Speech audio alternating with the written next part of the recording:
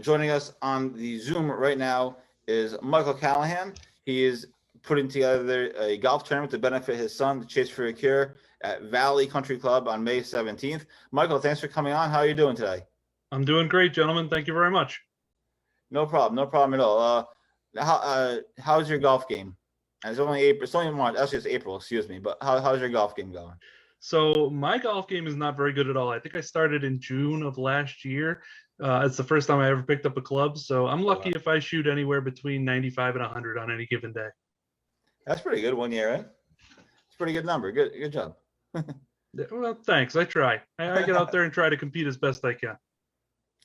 Absolutely. I mean, that's what we all I can shoot an 86 and then shoot 102 the next day. So it's all good. So as I just mentioned, you're hosting the tournament at Valley Country Club May 17th to benefit your son Chase. Tell us about his story and how he's doing now. Obviously, we did an article about it a few months ago or whatever, and it's reached thousands of people. But just talk to us about his story and how he's doing now, and everything else that goes with it. Yeah, absolutely. So Chase is now just about 3 years old. He'll actually turn 3 in May.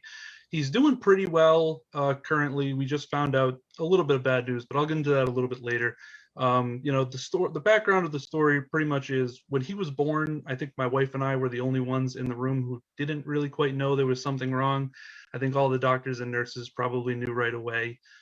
He ended up in the NICU on a 12-day stay, and it was mostly breathing related at the time, but he was born with pretty severe hypotonia, so his muscles were all really weak, and specifically his joints and everything else. And he underwent a lot of testing. He underwent a brain MRI when he was 6 days old, and then he had a lot of genetic testing done, which eventually confirmed that he has a very rare condition called kyphoscoliotic Ehlers-Danlos syndrome. And at the time of diagnosis, which he was 5 months old at the time, back in 2018, there was only 60 documented cases in the world. Most of them originating in Switzerland, but there was a few that we know of sporadically throughout the US. And we've tried to connect with those families as best we can so we can try to get somewhat of an understanding as to what's going to happen. But a basic overview of the condition is that Ehlers-Danlos syndrome itself is a connective tissue disorder. So his body does not make a specific type of collagen, which is a protein that all your connective tissue needs to get strong. Connective tissue is the glue that holds our bodies together. So all of his joints are much weaker. It runs through his vascular system. He is much more prone to mitral valve prolapses and aneurysms. It also plays a role in us being able to see, our hearing, and just all throughout the body. His specific type is called kyphoscoliotic, and the reason behind that is the main symptom in these kids is severe and progressive kyphoscoliosis of the spine. So that's just an S curve in the spine, and most, if not all, of these kids eventually will need a spinal fusion surgery to correct that. And as I alluded to earlier, his current condition is he's great, he's walking around, he's doing awesome, but his orthopedic surgeon just told us that he is most likely going to need his first spinal fusion surgery in his neck in about probably 5 to 6 months. Jeez. Wow. Wowzers. Well, we're glad to hear that he's doing better. He's walking around. He's probably getting into all sorts of trouble. Absolutely. He is one to definitely get in all the trouble he can. He drives his grandmother and grandfather and his parents absolutely insane. That's awesome to hear.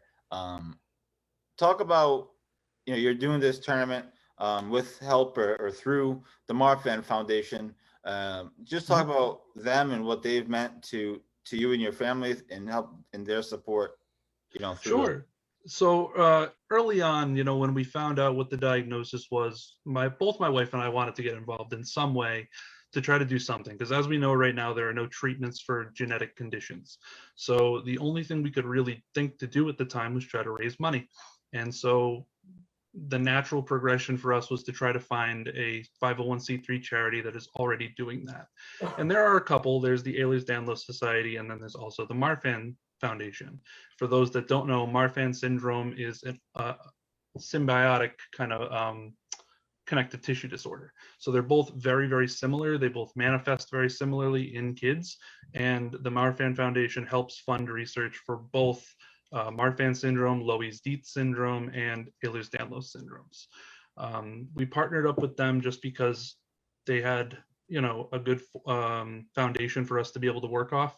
They provided us some of the early infrastructure as far as planning for the tournament, and they have a lot of experience in the nonprofit realm. They've been around for quite some time, and they help a lot of families. So that's why we decided to go with them. It's been instrumental in helping us get this off the ground. This was the first tournament that I've put together, so there are definitely some things that I wasn't anticipating and some nuance that they helped us work through. Let me ask you a quick question. What are we looking at slots wise? How many are open? What are we doing? What's the donation? All that kind of stuff. Yeah, right now we have 70 golfers registered, and I expect that number to go to at least probably 80. So we probably still have close to 40 or 50 slots available if people want to register. You can find that registration link obviously on GolfNewsRI, the Facebook page. I think you guys shared the link, but you can also find it on Facebook under our event. You can either find it through my page, or I can also share that, and obviously you guys can put it out again too if you'd like.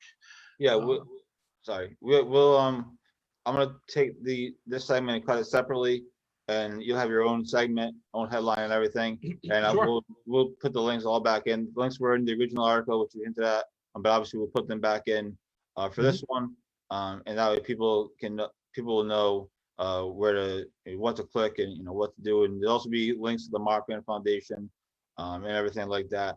Talk about, are you still looking for like T signs and all that stuff? Is there other, if people can't play, is there other ways that they can get involved? There are absolutely other ways that anyone can get involved. You can either purchase a T sign if you'd like. You can make a donation straight through our link as well to the Marfan Foundation. We are always looking for sponsors, other golfers. We also sell dinner only tickets. So if you're interested in coming out and going to dinner and joining the cause and meeting us on that day, you're absolutely welcome to do so.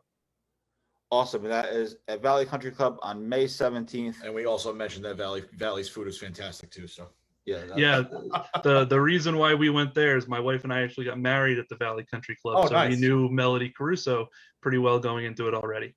Sweet, awesome. And Melody Caruso, for those that don't know, is a general manager at Valley. But yeah, so May 17th, Valley Country Club.